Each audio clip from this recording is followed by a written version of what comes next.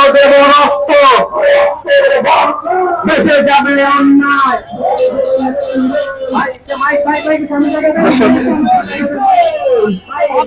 আমাদের সাধারণ ছাত্রছাত্রীদের উপর হামলা চালিয়েছে এবং তাদেরকে ডেকে নিয়ে তারা ছাত্রদেরকে ডেকে নিয়ে বলছে যে আমাদের এদের হামলা হবে।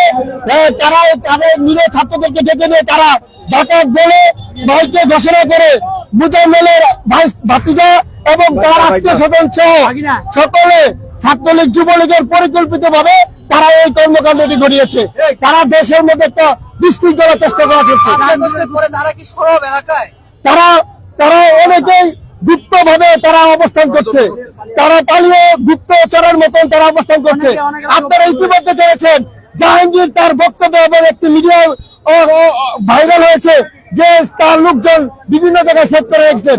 তারা গুপ্ত হামলা করছে আমাদের সাধারণ জনগণের উপরে।